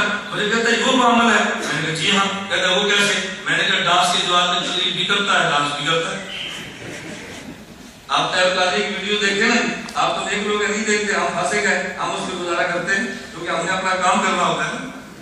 اور میں دیکھے علماء بیٹھے ہیں، تبلیغی جماعت کے اوپر جس قدر ویڈیو سیڈیز پہ اعتراض آئے تھے اس کا دفاع ہم نے کیا ہے، اور ہم دفاع نہ کرتے بین الاقوامی سطح پہ اتنا بڑا بڑھ کر 4 علماء لگائے ہوئے اہل حدیث ہمارا اٹلی میں، دبئی میں، انگلینڈ میں، کینیڈا میں، میرا چونکہ ورلڈ لیول کا رابطہ ہے، مجھے پتہ ہے کس طرح وہ گمراہ ہو رہے تھے، مجھے کیا نظر آپ نے کہا، پھر ہم نے 2 گھنٹہ کلپ پائی، اس کا جب جواب دیا الحمدللہ یو ٹرن ہوئے، پھر واپسی گیر لگے، آئندہ کے دروازے اور کیا بریکر لگے، اور مجھے وہاں کی جماعت کے احباب نے کہا اللہ کی قسم اٹھا کر میں کہہ رہا ہوں، بعد جماعت نے جب ریونڈ آئی تو مجھے مستقل اٹلی کے احباب جرمنی کے ملنے کے لیے کہا ہے، انہوں نے کہا ہم شکریہ ادا کرنے کے لیے آئے، تیری ان سیڈیز نے ہمارے نوجوانوں کا ایمان بچایا۔ مجھے شوق نہیں ہے کہ ہمیشہ یاد رکھنا، کل ایک ساتھی مسئلہ پوچھ رہا تھا کیا حکم ہے، میں نے کہا تصویر تمہیں بھی حیران کہتا ہوں، کہتا پھر میں نے کہا میں ضرورت سمجھتا ہوں، ایک ہے پرنٹ تصویر، ایک ہے الیکٹرانک، دونوں میں بہت بڑا فرق ہے، یہ ڈیجیٹل تصویر کہتے ہیں، میں نے کہا دونوں میں فرق ہے، جتنا فرق ہے فرق کرے، جتنا نہیں بنتا نہ کرے، میں نے کہا میں اس کی صفائی نہیں دیتا، میں چھوٹی سی بات کہتا ہوں، مجھے بتاؤ ایک ساتھی میرے پاس آئے، جماعت کے ساتھی تھے، کہتا مولانا تصویر کا کیا حکم ہے، میں نے کہا آپ نے سال لگایا، کہتا جی ہاں، میں نے کہا بیرون ملک، کہتا جی ہاں، میں نے کہا پاسپورٹ کے بغیر پاسپورٹ کے، کہتا پاسپورٹ کے ساتھ، میں نے کہا اس میں تصویر تھی، کہتا تھی، تو میں نے کہا سال نہ لگا کر نبھائے، مجھے کہتے کیوں، میں نے کہا بھائی جب سال نہیں لگتا بغیر حرام کے تو حرام کو چھوڑ دو، اور یہ اللہ میں بالکل میرا کوئی گناہ نہیں ہے، میرا جی چاہتا تو لگاتا، لیکن چونکہ وہ تصویر مانگتے تھے حرام تھا، اس لیے میں تیرا سے روح کا سال نہیں لگا سکا، میں نے کہا تم کہہ دو گے، کہتے جی عذر ہے، تو میں نے کہا ہمارا بھی عذر ہے، میں نے کہا ہمیں کچھ شوق ہے، ہمیں کچھ شوق ہے، میری کو بند کمرے کی بھی تو آپ کو تصویریں بھی ملیں گی، میں نے کہا ہماری ضرورت ہے، مولانا فضل اللہ دامت برکاتہ اللہ کی عمر میں برکت عطا فرمائے، تم نے وہ سیریز نہیں دیکھی جب مولانا نے اسمبلی میں ان کیمرہ جنگیں لڑی ہیں، کبھی وہ دیکھ لو نا پھر تمہیں احساس ہو کہ کتنا بڑا ہمارا ایک مرد میدان وہاں کھڑا ہے جو جنگ لڑ رہا ہے۔ میں نے کب ترک میں کہا تھا کہ مولانا جب وہاں لاہور تشریف لائے علماء کی میٹنگ کی، اعتراضات لوگ کرتے ہیں، ہم نے کبھی آج تک اعتراض الحمدللہ کبھی نہیں کیا، دفاع تو کیا ہے، اعتراض کبھی نہیں کیا، کوئی کہنے لگا مولانا اسمبلی میں پہنچے ہیں تو آپ نے کیا کیا ہے، مولانا فرمایا میں وہ بات کہتا ہوں جو مفتی محمود رحمۃ اللہ فرمائی تھی، مفتی محمود صاحب کسی نے پوچھا یہ جو آپ نے آئین دیا ہے کیسے اسلام نافذ ہو گیا ہے، توجہ رکھنا، مفتی صاحب فرمانے لگے میں تمہیں اسلام نافذ کر کے دے تو نہیں سکتا، لیکن آئین ایسا بنوا دیا ہے اگر تم اسلام نافذ کرنا چاہو گے تو آئین تمہارا معاون بنے گا، رکاوٹ نہیں بنے گا۔ میں نے کتنا تمہیں آئین صاف کر دیا ہے کہ اب یہ رکاوٹ نہیں بنے گا، تمہارا معاون بنے گا۔ مولانا فرمانے لگے میں یہ نہیں کہتا کہ میں نے اسمبلی میں اسلام نافذ کرا لیا ہے، میں یہ کہتا ہوں اگر میں نہ ہوتا تو کفر نافذ ہوتا، میں کم از کم سامنے دیوار بنو اور اس دیوار کو تم کو پتہ چلے گا جب میں اسمبلی میں نہیں ہوں۔ کل نا دوسرے چٹے میں نے ساتھی سے پوچھا مجھے ایک بات سمجھ نہیں آتی، آپ توجہ رکھیں، میں نے کہا مجھے نہیں سمجھ آتی کہ جب جامعہ فریدیہ کا مسئلہ ہو کہتے ہیں مسلمان سے پڑھ جاؤ، فیصلہ آباد پچھلے ربیع الاول میں لڑائی ہوئی، بریلویوں نے مولانا صاحب قاسم رحمۃ اللہ کے قبر پہ جوتے مارے، ان کی لائبریری چلا دی، مولانا کے بیٹے پر 302 کا کیس ہوا، تو اب کہا جی مولانا مسلمان صاحب پاس جاؤ۔ مولانا آدم طارق شہید رحمۃ اللہ علیہ گرفتار تھے اور جیل میں تھے، 40 دن تک مولانا کی بھوک ہڑتال پہنچ گئی، بھوک ہڑتال توڑو، کہا جی مولانا مسلمان ہے میں پھر توڑوں گا، میں نے کہا جب بھی بستے ہیں مولانا مسلمان، جب بسے نکل جاتے ہیں پھر کہتے ہیں سودین کا پتہ ہی نہیں، یہ ہماری سمجھ سے باہر ہے، یا تو پھنسو تو پھر بھی نہ جاؤ، اور اگر جانا ہے تو پھر ہر حال میں قبول کرو، پھر ہر معاملے میں تھوڑا سی ہمت کرے۔ ہمارا دیکھیے خدا گواہ ہے، اب آپ یہاں پہ تشریف فرما ہیں، آپ پورے پنجاب میں پوچھ لو، میں نے 7 سال جیل کاٹی، 7 سال تھوڑا عرصہ نہیں ہے، پورے 7 سال کے عرصے میں ایک بندہ بھی نہیں کہہ سکتا میں نے کبھی سفارش کرائی ہو اور کبھی میں نے مفاد حاصل کیا ہو۔ اپنی عدالتی جنگ لڑتے ہیں بغیر مفاد لینے کے، تائید پوری کرتے ہیں، جو اشکال اس کا جواب بھی دیتے ہیں، یہ ہماری جانت کا تقاضا ہے، نہیں کریں گے قیامت کو معاوضہ ہوگا کہ جس بات کو حق سمجھتے تھے اس کی تائید کیوں نہیں کی۔ ہمیں اپنی آخرت کا مسئلہ ہے یا اپنے تعلقات کا خطرہ، اللہ مجھے اور آپ کو بات سمجھنے کی توفیق دے۔ مجھے خطرہ ہے کہ پہلی بات میں بہت دیر نہ لگ گئی، میں نے کیا کیا تھا، نبی کا کام بولو نا، پیغمبر کا کام تکمیل دین، آپ تو طلبہ ہیں نا، نبی کا کام تکمیل دین، پیغمبر نے دین کامل اور مکمل دیا ہے، میں کامل اور مکمل کی شرح کروں گا بہت وقت گزرے گا۔ میں نے جس طرح بتایا کہ جتنا دین اللہ نے نبی کو دیا وہ سارا دین پیغمبر کی امت کو دے دیا، دین کامل اللہ کے نبی نے دیا، تو دین کو مکمل پیغمبر نے فرمایا۔ اللہ نے قرآن کریم میں اعلان فرما دیا، الیوم اکملت لکم دینکم، میرے نبی اعلان فرماؤ کہ میں نے آج ان کا دین مکمل کر کے تمہارے ذریعے ان کو پہنچا دیا ہے۔ لیکن اللہ کے نبی نے جو دین ان کو دیا وہ لکھ کر نہیں دیا، پیغمبر نے جو ان کو دین دیا صحابہ کرام کو دیا، میرے پیغمبر نے دین دیا۔ لیکن حضور پوری دنیا میں یہ نہیں ہے، حضور عالمی نبی تھے لیکن پورے عالم میں یہ نہیں ہے، نبی حجاز عرب میں تھے، یہاں سے باہر نہیں نکلے، تو پیغمبر کا دین لے کر دنیا میں کیا کون ہے؟ وہ پیغمبر کے صحابہ ہے۔ جب نبی پاک صلی اللہ علیہ وسلم نے حجۃ الوداع کے موقع پہ جمع فرمایا اور فرمایا تو مجھے بتاؤ میں نے اپنا دین تمہیں پہنچا دیا، صحابہ نے عرض کیا حضور حق ادا کر دیا، فرمایا فلیبلغ منکم الشاہد الغائب، اب تم شاہد ہو اور بعد والے غائب ہیں، تم نے دین کو لے کے دنیا میں پہنچانا ہے۔ پھر میرے پیغمبر کے صحابہ نے نبی کے دین کو لیا، دنیا میں پھیلا دیا اور دنیا میں پیغمبر کے دین کو جماؤ بھی دیا۔ جب نبی مکہ سے مدینہ آئے اپنا گھر بھی دیا، اپنی دولت بھی دی ہے، اپنے بچے پیغمبر پہ قربان کی ہیں، تو سارا کچھ صحابہ کرام نے دیا۔ جب اللہ کے نبی کا دین آیا خود حضور فرماتے ہیں ان دین بدا غریبا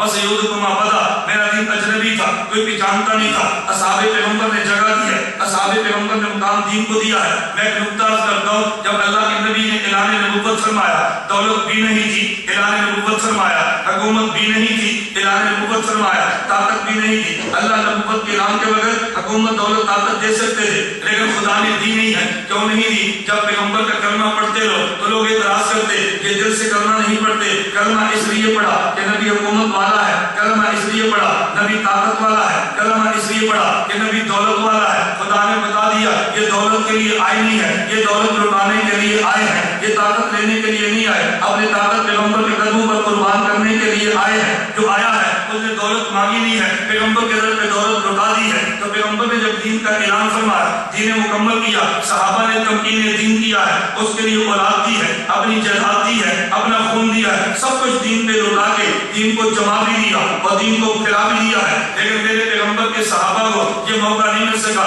صحابہ بیٹھ جاتے اور تفسیرات کو لکھوا دیتے، حدیث کو لکھوا دیتے، اصول اجتہاد و فقہ کو مرتب کروا لیتے۔ یہ صحابہ نے کیا، صحابہ کرام نے دین کو لیا اور دنیا میں پھیلا دیا۔ یہ کام اللہ رب العزت ہے حضرت امام اعظم کو خلیفہ نعمان بن ثابت سے لیا ہے، کیونکہ کام نعمان بن ثابت سے لینا تھا۔ خدا نے میرے امام کو مکہ میں پیدا نہیں کیا، مدینہ میں پیدا نہیں کیا، خدا نے کوفہ میں پیدا کیا۔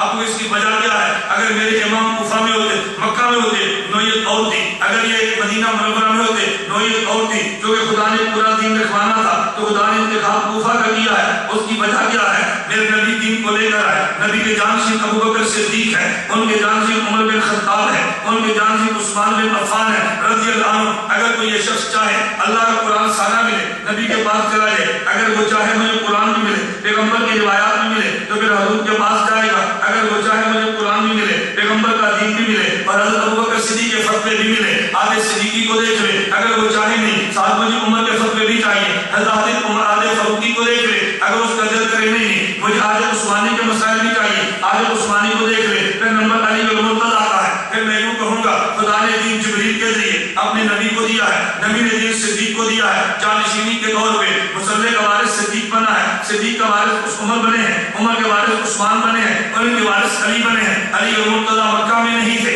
علی المرتضی مدینہ میں نہیں تھے، آخری عمر میں علی المرتضی نے مکے کو چھوڑا تو مدینہ آئے، نبی کے ساتھ ہجرت فرمائی اور پھر مدینے کو چھوڑا تو کوفہ آئے۔ کوفہ یہ شہر یہ تھا جہاں میرے پیغمبر کا قرآن بھی ہے، پیغمبر کی حدیثیں بھی ہیں اور تینوں خلفاء کے فتوے علی المرتضی کے پاس موجود ہے۔ تو شہر کوفہ کا انتخاب کیا، مکہ مدینہ کا انتخاب نہیں کیا۔ پیغمبر کے سارے علوم کو لے کے علی المرتضی کوفہ پہنچے ہیں۔ القابی ابن عدی میں روایت موجود ہے، سند پہ اگر اشکال ہو آپ مجھ سے پوری سندیں کی وصول فرما لیں۔ حضرت رسول صلی اللہ علیہ وسلم نے فرمایا آنا مدین علم علی الباب ہوا، دیکھو میں شہر علم ہوں، علی شہر علم کا دروازہ ہے۔ میرے پیغمبر مدینہ میں تھے، شہر علم کا دروازہ کوفہ میں تھا، شہر علم کا دروازہ۔ توجہ رکھنا، ایک غیر مقلد مجھے کہنے لگا جی ہم ڈائریکٹ مدینہ جاتے ہیں، تم بایا کوفہ جاتے ہو۔ بایا کوفہ سمجھتے ہیں؟ ہم الکول مدینہ جاتے ہیں اور تم براستہ کوفہ جاتے ہو۔ میں نے کہا ہم با ادب ہیں تم بے ادب ہو، ہم با ادب ہیں تم بے ادب ہو۔ میرے جوابات اپنی طرف سے ہوتے ہیں، مجھے پتا ہوتا ہے اس کو جواب کون سا سمجھانا ہے، جیسا بندہ ہو جواب ایسے دینا چاہیے۔ اب میرے دل سے بغیر مقلد پنجاب میں نہیں آتا، کبھی آ جائے تو چیک نہیں لکھتے، ٹوپیاں رکھ کر آتی سی طرح سے جاتے ہیں، وہ سننے کے لیے آتے ہیں، گفتگو نہیں کرتے۔ سال بھر ایک بیان تھا تو چٹوں کا سلسلہ شروع ہوا. میں یہ سلسلہ شروع کروں بات بہت لمبی ہوگی. ایک آدمی کو لگی چڑھ دی کیا تھا اس کی کافی اتنی گندی ہے اس میں لکھا ہے کہ امام اس کو بناؤ جس کی بیوی خوبصورت ہو. اب بتاؤ ہم جا کر بیویاں چیک کریں گے ہمیں کیسے پتہ چلے گا؟ جو ان کا طریقہ ہے. تو کافی اتنی گندی ہے لکھا ہے کہ امام اس کو جس کی بیوی خوبصورت ہو. اب ہمارے فقہ میں جو امامت کی تدریجی شرائط اس بات کو درج ہے. اب اس کو علمی انداز میں سمجھانا درمانہ رکھتا ہے. میں نے ان سے کہا کہ بالکل لکھا ہے ہمیں اس میں کوئی اشکال نہیں ہے. لکھا اس لیے ہے ہمارے امام اعظم ابو حنیفہ رحمۃ اللہ علیہ جو کہ ولی تھے صاحب کشف تھے ان کو کشف ہوا کہ 1300 سال کے بعد ایک ایسا فرقہ پیدا ہوگا جو مولویوں کو عورتیں دے کے اہل حدیث کرے گا. تو انہوں نے فرمایا کہ اپنی بیوی خوبصورت ہو تاکہ بیوی کے لیے اہل حدیث نہ ہو. میں نے کہا تم کو ایسی بات نہیں ہے تو پھر میں ان مولویوں کے نام بتاتا ہوں کہ جن کو تم نے اہل حدیث کی اور لڑکیاں دی ہیں میں نام بتا دیتا ہوں. میں نے کہا جو اور چٹ لکھو. اب چٹ نہیں آتی بھئی جیسا بندہ جواب تو ویسا دینا چاہیے نا. میں لاہور میں تھا ایک ساتھی نے کہا یہ دیکھو غیر مقلد کی ویڈیو ہے نہ آڈیو ہے. اس نے بہت سخت دلیل کی اور بڑی سخت دلیل دی ہے ہم سے جواب نہیں بنا. میں نے کہا کیا دلیل دی ہے؟ غیر مقلد کہنے لگا کہتا ہے کہ سینہ پاک ہے زیر ناف جگہ ناپاک ہے. سن رہے ہیں؟ سینہ زیر ناف جگہ ہمارا موقع نہیں ہے یہ اس کی بات نکل رہا. اور اگر پاک جگہ پہ ہاتھ رکھو تو حنفی بنتا ہے اہل حدیث بنتا ہے نماز میں. نہ پاک جگہ پہ ہاتھ بندھو تو حنفی بنتا ہے. پاک جگہ پہ ہاتھ رکھو تو اہل حدیث بنتا ہے. نہ پاک جگہ پہ ہاتھ رکھو تو حنفی بنتا ہے. اب عوام تو بہت کنفیوز کا شکار ہوتی ہے نا یار بہت عجیب دلیل دی ہے. میں نے اس کے جواب دیا. میں نے کہا ایک ہے دایاں ہاتھ ایک ہے بایاں ہاتھ. دایاں ہاتھ تو دونوں بائیں پہ رکھتے ہیں سینے پر وہ تب بھی دایاں بائیں پہ ناپ لے جو تب بھی دایاں بائیں پہ. دائیں کا تو مسئلہ ہی نہیں مسئلہ تو بائیں کا ہے کہ بایاں کہاں رکھے. تم نے کہا سینہ پاک ہے زیر ناف جگہ ناپاک ہے تو بایاں جو تھا ہی ناپاک جگہ کے لیے تم نے پاک جگہ پہ رکھا کیوں؟ بھئی یہ بایاں روٹی کھانے کے لیے اس دنجے کے لیے تو اس دنجہ کی ضرورت ہے زیر ناف کے سینے میں. میں نے کہا جو تھا ہی زیر ناف کے لیے ناپاک جگہ کے لیے تم نے پاک جگہ پہ رکھا کیوں؟ بات سمجھ آ گئی؟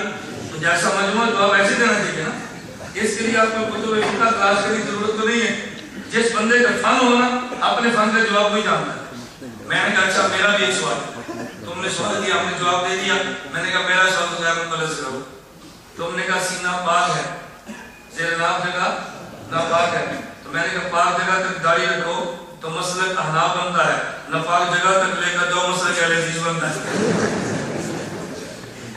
میں نے کہا دو جواب اس کا جیسا ہوں ویسا تھپڑ پھر دماغ ٹھیک ہوتا. اور جب تک جو جواب نہ تو پھر دماغ ٹھیک نہیں ہوتا. اللہ میں بات سمجھنے کی توفیق دے. میں بات کیا سمجھا رہا تھا قرآن ہے ذہن میں کیا جی تم بایا کفا جاتے ہو ہم ڈائریکٹ مدینہ جاتے ہیں. میں نے کہا تم بے ادب ہم با ادب. مجھے کہتے ہیں وہ کیسے؟ میں نے کہا حدیث مبارک میں ہے انا مدینہ العلم والی بابھا. حضور صلی اللہ علیہ وسلم فرماتے ہیں شہر علم علی شہر علم کا دروازہ. میں نے کہا مسجد کا امام اعلان کرے بھئی صف اول میں نماز پڑھنے کا بڑا اجر ملتا ہے. ایک بندہ صف اول میں جانے کے لیے دروازے سے گزرے ایک دروازہ کراس کر کے جائے پہنچے تو دونوں صف اول میں ہیں. جو دروازے سے گزرے اسے با ادب نمازی کہتے ہیں. جو دروازہ کراس کر کے جائے اسے سلام کے جائے اسے بے ادب کہتے ہیں. حضور فرماتے ہیں میں شہر مدینہ ہوں علی شہر علم کا دروازہ ہے. شہر علم مدینہ میں تھا اور دروازہ کوفہ میں تھا تو جو وایا کوفہ جائے وہ با ادب ہے اور جو ڈائریکٹ جائے وہ بے ادب ہے. میں نے کس لیے وایا کوفہ جاتا اور اس پر میں دلیل بھی رکھتا ہوں. ایسے نہیں میں صرف ردی پہ نہیں پھینکتا. آپ حضرت امام بخاری کے بارے میں جملہ نقل کرتے ہیں. میں کبھی ساتھی سے کہتا ہوں میری خواہش ہوتی ہے ختم بخاری ہو اور پھر آپ بیان میرا کریں. وہ ختم بخاری کی مجلس پھر مجھے بخاری پر بولے. مولانا ظفر ولی صاحب نام پر کہتا ہوں ان کے مزاج اب سارے رہتے ہیں. مولانا کا 15 بیان تو لمبا ہے یہ نیٹ پر موجود ہے. آپ anammedia.com پہ دیکھیں یوٹیوب پہ دیکھیں اور گوگل پہ سرچ کریں میرا نام لکھیں وہاں دیکھیں. مولانا کا بیان موجود ہے. پہلا جلسہ ختم بخاری کا مولانا نے میرا سنا پیچھے تشریف فرما تھے. میں بیان کر رہا تھا فیصل آباد مدینہ العلم میں. مجھے نہیں پتا کہ مولانا تشریف لے آئے. میں اپنے انداز میں 35 منٹ میں نے 35 منٹ بولا. اس کو مولانا کے وہ کمنٹس سنے وہ مولانا نے ارشادات فرمائے نا ذرا وہ سنے. مولانا فرماتے ہیں کہ میں نے پہلی بار اس کو سنی ہے اور میں سمجھتا ہوں کہ بخاری کے ادب کا مغلق ابواب اور اس سے استدلالات اور روایت و بحث بخاری سے نام فرشتے جو مولانا نے بیان فرمائے ہیں، اگر اس بیان کو عام کر دیا جائے تو پاکستان میں کوئی جاہل بھی نہ بچے، غلط بھی نہ بچے۔ مولانا کسی کی تعریف کرے یہ بڑی مشکل بات ہے، یہ بہت مشکل۔ اللہ جزا خیر عطا فرماتا ہے، کراچی میں جاتا ہوں، خدا دعا ہے جیسے میں یہاں بیٹھا ہوں، مولانا ضروری صاحب دعوت پر جاتا ہوں، ایسے اپنا تخت حوالے کر فرما کرنے جاتا ہوں، اب تو میں بیان کروں اور بڑے اعزاز کے ساتھ۔ اللہ جزا خیر دے، خیر بات لمبی نہ ہو، پھر بات لمبی ہوگی، چونکہ میرا آپ کی پہلی گفتگو ہے نا، شاگرد کا استاد کے بارے میں ذہن اور ہوتا ہے، جو پہلے بار سنے میں دو چار اپنی باتیں کہہ دوں گا تو بہت سارے احباب کہتے ہیں کہ مفتی صاحب اس کو تقریر کی بلایت ہے، اپنی طریقے کرانے کی بلایت ہے، لیکن نہیں بحث کر جانی، اس لیے بہتر ہے کہ میں اپنی باتیں چھوڑتا ہوں اور اگلی بات شروع کرتا ہوں۔ خیر میں اس کو چھوڑ دوں، دلیل کو چھوڑ دیتا ہوں۔ توجہ، میں ایک بات یہ کہہ رہا تھا کہ میرے پیغمبر نے صحابہ کو دین دیا، صحابہ نے دین کو جمایا اور دین کو پھیلا دیا، لیکن دین کو لکھ کر نہیں دیا۔ صحابہ کرام رضی اللہ عنہم سے دین لے کے جو لکھا، یہ کون شخص تھا؟ امام اعظم ابو حنیفہ، امام سیوطی نے لکھا ہے، امام حاکم نے لکھا ہے، ان اول من دون علم شریعہ ورتبوا ابواب شریعت کے مدون اول کو دنیا امام اعظم ابو حنیفہ کہتی ہے۔ اس شخص نے دین کو لکھا ہے اور دنیا میں دین کو پھیلا دیا ہے۔ اس پر میں خواب نقل کرتا ہوں جو آپ نے کئی بار سنی ہے، میرے رہنے میں شاید کبھی نہیں سنی ہوگی۔ مجھے ایک شخص کہنے لگا ہم غیر مقلدین کو دیکھتے ہیں، کبھی اعتراض تبلیغی جماعت پہ کرتے ہیں، کبھی اعتراض حنفیت پہ کرتے ہیں، اس کی وجہ کیا ہے؟ میں نے کہا وجہ یہ ہے کہ امام ابو حنیفہ نے خواب دیکھی، نبی پاک صلی اللہ علیہ وسلم کا وجود مبارک بکھرا پڑا ہے، اس کو جمع کر کے سینے سے لگایا۔ امام کو بڑا تعجب ہوا، اہل سنت والجماعت کے اجماعی عقیدہ ہے اللہ کے نبی قبر میں زندہ بھی ہیں، اللہ کے نبی کا بدن قبر میں محفوظ بھی ہے۔ تعجب اس بات پہ ہوا کہ جب جسم محفوظ بھی ہے، نبی علیہ السلام زندہ بھی ہے، تو میں نے کیا دیکھا ہے؟ ابن سیرین کے بعد شاگرد کو بھیجا کہ جب ان سے تعبیر پوچھو، یہ نہ بتانا خواب دیکھنے والا کون ہے۔ امام ابن سیرین فن تعبیر کے امام تھے، شاگرد نے جا کر پوچھا اگر کسی شخص نے خواب دیکھا، فرمایا بتاؤ یہ خواب دیکھنے والا کون ہے؟ انہوں نے کہا جس نے دیکھا مجھے منع کیا۔ امام ابن سیرین فرمانے لگے بیٹا یہ شاگرد ابو حنیفہ کے علاوہ خواب کوئی نہیں دیکھ سکتا، تم بتاؤ خواب کس نے دیکھی ہے؟ اس نے کہا جی بالکل امام ابو حنیفہ نے دیکھی ہے۔ فرمایا جاؤ امام حنیفہ کو جا کے مبارک دے دو کہ جو نبی کا دین دنیا میں پھیل گیا ہے، نبی کی سنت دنیا میں جو بکھر گئی ہے، ان کو ایک جگہ جمع کرنے کا کام خدا تجھ سے لے گا۔ اس کی وجہ ابن موفق نے نہیں لکھی، میں اس کی وجہ عرض کرتا ہوں۔ اس کی وجہ کیا ہے؟ میری اور تیری نماز کا نام دین ہے، پیغمبر کے وجود کا نام دین ہے۔ یہ نبی کا وجود اطہر جو بکھرا ہوا دیکھا، یہ پیغمبر کی سنتوں کو دنیا میں پھیلا ہوا دیکھا۔ نبی کے وجود کو جمع کرنے کا معنی پیغمبر کی سنت یکجا جمع کرنا ہے۔ میرے نبی کی سنتوں کو یکجا جمع کیا اور پھر پھیلا دیا ہے۔ یکجا جمع کیسے کیا؟ علی المرتضیٰ کوفہ میں تھے، دارالسلطنت وہاں تھا، دارالخلافہ وہاں تھا، علی المرتضیٰ کے گورنر صحابہ تھے، علی المرتضیٰ کے مشیر صحابہ بھی تھے اور تابعی بھی تھے۔ تو جہاں پہ دارالحکومت ہوتا ہے وہاں مشیر آیا کرتے ہیں، گورنر بھی آیا کرتے ہیں۔ علی المرتضیٰ کوفہ میں تھے، وہاں صحابہ کا آنا بھی تھا اور وہاں سے صحابہ کا جانا بھی تھا، اور نبی کے پورے دین کو یکجا جمع کر دیا گیا۔ خدا نے وہاں ابو حنیفہ کو پیدا کر دیا، یکجا نبی کی سنتوں کو لیا جن کو لے کر صحابہ دنیا میں پھیل گئے تھے، ان سنتوں کے ساتھ کوفہ میں آتے، ابو حنیفہ دیکھتے اور دیکھ کے سنتوں کو جمع کر دیا ہے۔ میں نے کہا وجہ یہ تھی کہ جب دنیا میں سنتیں پھیل گئی ہیں، ان کو یکجا کرنے کا کام خدا نے امام ابو حنیفہ سے لیا ہے، اور جب دنیا میں سنتیں مٹ گئی ہیں، ان کو زندہ کرنے کا کام خدا نے تبلیغی جماعت سے لیا ہے۔ جب سنتیں پھیلی ہیں تو جمع بھی ہم نے کیا ہے، اور جب سنتیں مٹی ہیں تو زندہ بھی ہم نے کیا۔ میں نے کہا پریشانی تو لگے گی نا کہ جس امام نے سنت کو جمع کیا، سنت کا دشمن تو پریشان ہوگا، تو جن نے سنت کو زندہ کیا سنت کا دشمن پریشان تو ہوگا نا۔ اسی لوگ کہتے ہیں مسجد میں نہ آنے دو، بچو ان سے۔ سالکوٹ میں جلسہ تھا، مسجد بریلیوں کی تھی، میرے دوست تھے کینیڈا امریکہ وہاں سے آئے، انہوں نے کہا کہ ہمارا ماحول تو بریلیوں کا ہے، ہم نے آپ کا درس رکھا ہے۔ میں نے کہا نماز میں وہاں نہیں پڑھوں گا، نماز گھر بھی پڑھ کے جاؤں گا۔ انہوں نے کہا کہ بہت اچھا، نماز گھر پڑھی، درس کے لیے چلا گیا۔ اس دن میں رائے کے اجتماع بالکل قریب تھا، کہا جی ان کو تھوڑی سی ترغیب بھی دے۔ میں نے ادھر کہا کہ بریلوی ہے، جماعت کو مسئلے میں گھسے نہیں دیتے، تو میں نے کوئی ترغیب کیا دوں گا؟ انہوں نے کہا جب اپنے انداز میں دے۔ میں نے بریلوی سے پوچھا جو دیہاتی دے، میں نے کہا تمہارے گاؤں میں الیکشن بھی ہوتا ہے؟ کہا جی بالکل ہوتا ہے۔ میں نے کہا الیکشن میں جلسے بھی ہوتے ہیں؟ کہا جی بالکل ہوتے ہیں۔ میں نے کہا جلسوں میں تم شرکت بھی کرتے ہو؟ کہا جی بالکل کرتے ہیں۔ میں نے کہا جس پارٹی کو ووٹ نہ دینا ہو اس کے جلسے میں بھی جاتے ہو؟ کہا جی اس کے جلسے میں جاتے ہیں۔ میں نے کہا جب ووٹ نہیں دینا ان کے جلسوں میں کیوں جاتے ہو؟ کہتے ہیں یہ سننے کے لیے اور یہ دیکھنے کے لیے وہ کیا کہتے ہیں۔ میں نے کہا تبلیغ جماعت کے ساتھ بھی تم نہ کرنا، اس مرتبہ جا کر دیکھ لو کیا کہتے ہیں، اس مرتبہ دیکھ لو کیا کہتے ہیں۔ پوری گاڑی اس گاؤں سے پہلے اجتماع ہو گئی۔ میں نے کہا دیکھو صحیح میں کیا کہتے ہیں، نہیں پسند آئے تو نہ دے، پسند آئے تو چلو۔ تو ریلی مولوی سمجھتا ہے ایک مرتبہ دیکھ لیا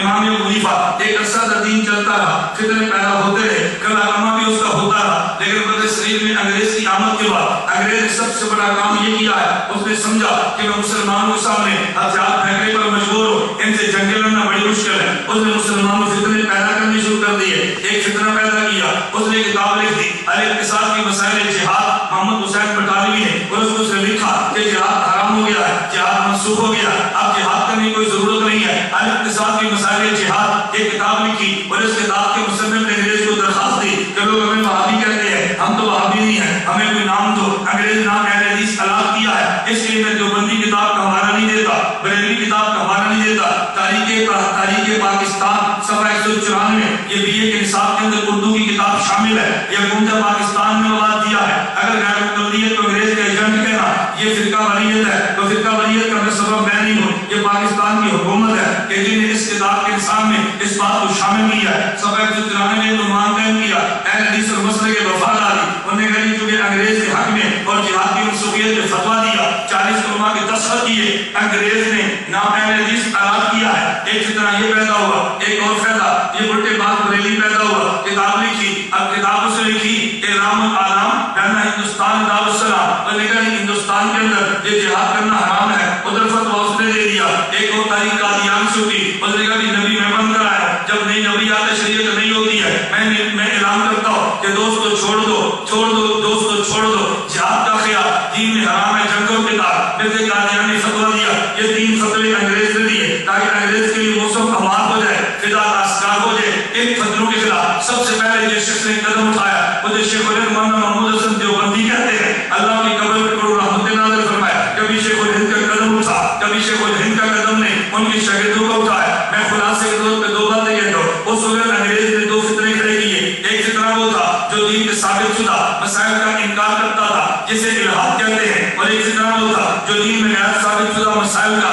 ادخال کرتا تھا، اسے اہل بدعت کہتے ہیں۔ تو کچھ ملحدین تھے، کچھ مبتدعین تھے، میری بات کو توجہ سمجھنا، میں بالکل خلاصہ عرض کر رہا ہوں کہ دیوبند کا کردار کیا تھا، ایک طبقہ ملحدین کا، ایک طبقہ مبتدعین کا، جو دین میں اضافے کرے اسے مبتدع کہتے ہیں، جو دین میں کمی کرے اسے ملحد کہتے ہیں۔ ضرورت اس بات کی ایک ایسا طبقہ پیدا ہو جو الہاد کا بھی انکار کر دے اور بدعت کا بھی انکار کر دے، جیسے دین پیغمبر سے صحابہ سے ائمہ سے ہندوستان پہنچا ہے، اسی طرح دین امت کو پیش کر دے۔ یہ کام خدا نے علماء دیوبند سے لیا ہے، الہاد کو بھی دین سے الگ کر دیا، بدعت کو بھی دین سے الگ کر دیا ہے، تطہیر دین فرمائی ہے۔ جیسا دین پیغمبر نے دیا تھا ایسا دین دیوبند نے آگے ان کو منتقل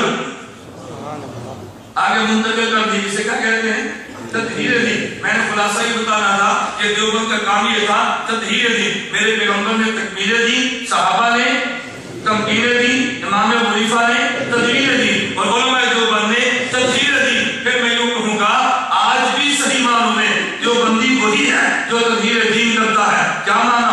اگر کسی طرح اسمبلی میں ہے وہاں پہنچے، قادیان میں ہے وہاں پہنچے، اگر کسی اور جگہ پر ہے وہاں پہنچے، جہاں فتنہ ہو وہاں دیوبندیت کا کام ہے دلائل سے اس فتنے کا گلا کم نہ کرے، دلیل کی طاقت سے اس فتنے کو روک دے، ان کی ذمہ داری میں داخل ہے۔ میں کبھی ساتھیوں سے کہتا ہوں میری بات کو سمجھنا، 2 قسم کی سرحدیں ہیں، ایک ہوتی ہے جغرافیائی سرحد، ایک ہوتی ہے نظریاتی سرحد، توجہ رکھنا، ایک جغرافیائی سرحد اور ایک نظریاتی سرحد۔ نظریاتی سرحد کے محافظ کو مناظر کہتے ہیں، جغرافیائی سرحد کے محافظ کو فوجی کہتے ہیں۔ جب کوئی بندہ جغرافیائی سرحد کو کراس کرتا ہے، باہر نکلے یا اندر آئے تو پھر فوجی فیرنگ کرتا ہے، اس کے ذمہ ہے، اور جب کوئی بندہ نظریاتی سرحد کو کراس کرے تو پھر فیرنگ مناظر کرتا ہے۔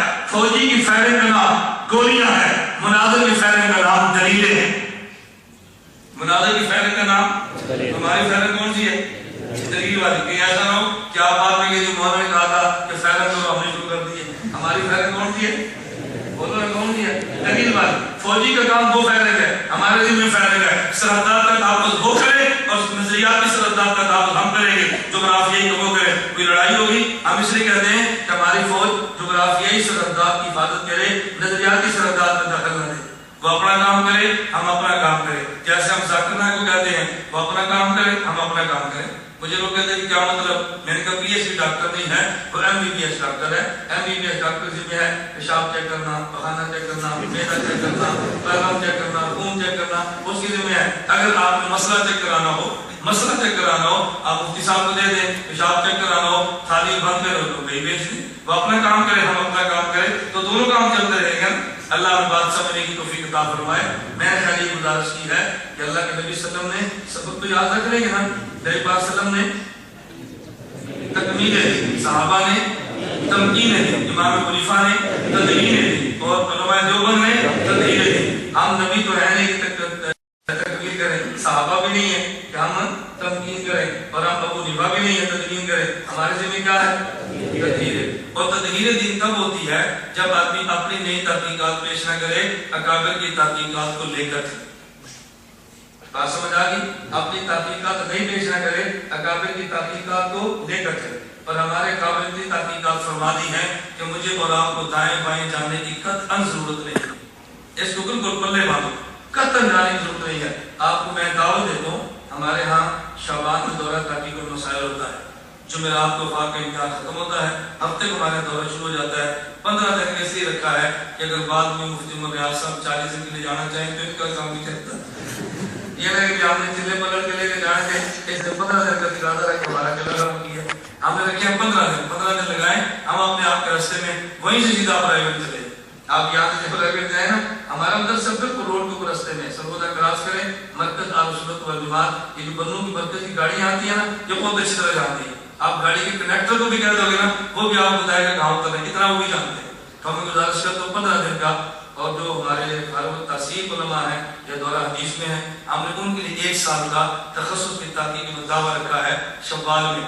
الحمد سے لے کر برناس تک پورے قرآن کی تفسیر، اصول مناظرہ، اصول حدیث، جرح تعدیل، فن اسماء و رجال، مناظرہ، خطابت اور اختلافی مسائل کی تیاری، اور اگر لکھنے کا ذوق ہو انشاء اور فن تحریر بھی 1 سال میں آپ سیکھیں گے۔ اس لیے ہم گزارش کریں آپ تشریف لائیں۔ میں جو بات کہہ رہا تھا، ہمارے پاس تخصص کے لیے آئیں تو طلبہ بڑی بڑی کتابوں کا مطالعہ کرتے ہیں، ان کا ذوق ہوتا ہے۔ میں بڑی بڑی کتابوں کا مطالعہ نہیں کرتا، میں نے اپنے کمرے میں رکھے ہیں خطبات حکیم الامت، حضرت مدنی کی کتب، حضرت تھانوی کی کتب، میں نے یہ کتب رکھی ہیں، ان کا مطالعہ کرتا ہوں۔ طلبہ کہتے ہیں کیوں؟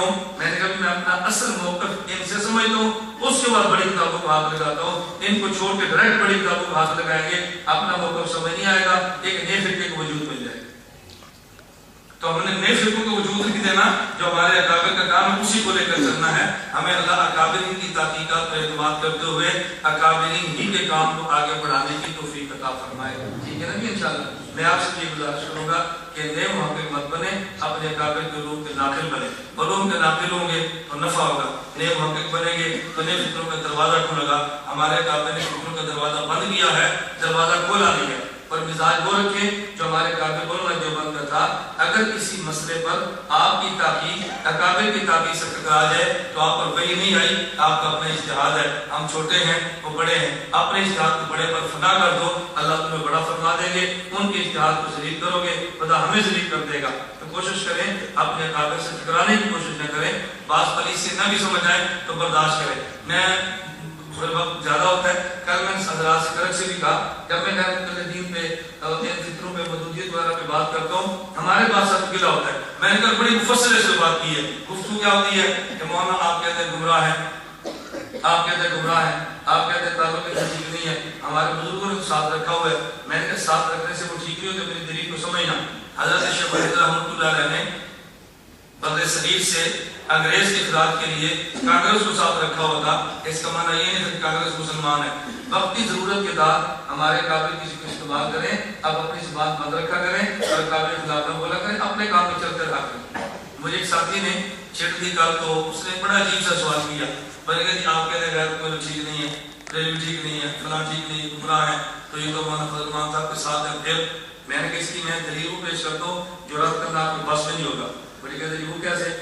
حضور اکرم صلی اللہ علیہ وسلم مکہ مکرمہ فاتح بن کے جب گئے تو 13 آدمیوں کے قتل کا اعلان فرمایا، ان کو نہیں چھوڑا۔ ان میں سے عبداللہ بن خطر بھی تھا، کیا اس کو مار دو؟ صحابی نے کہا یا رسول اللہ وہ تو غلاف کعبہ کا پردہ پکڑ کے رو رہا ہے، فرمایا فقتلوا، میں اس کو مار دو۔ میں نے کہا صحابہ نے عبداللہ بن خطر کو تو مارا تھا لیکن غلاف کعبہ کو تو کچھ نہیں کہا، نہیں سمجھ، غلاف کعبہ کو کچھ نہیں کہا تھا نا۔ میں نے کہا کہ اس جبے میں چھپنے کی کوشش کرے، ہم اس کو کس کا لیں گے، جبے کو مجھ نہیں گئے، بدقسمتی یہ ہے ہم براہ راست اکابر کی دستار پہ حملہ کرتے ہیں. میں نے کہا جو ہمارے اکابر کے ساتھ اپنے تحفظ کوشش کرتے ہیں نا، ہماری لڑائی ان سے اکابر سے نہیں ہے. بہت بڑی غلط فہمی ہماری ہوگی اور نئے فکروں کا وجود شروع ہوگا کہ جب ہم اپنے مشائخ سے ٹکرانا شروع کرتے ہیں. نہ پلیتی سمجھ آئے تو اللہ کے لیے سکوت کر لیں اور نیا فتنے کے دروازے نہ کھولیں. اللہ ہم سب کو اپنے مشائخ کے ساتھ جڑے رہنے کی توفیق عطا فرمائے.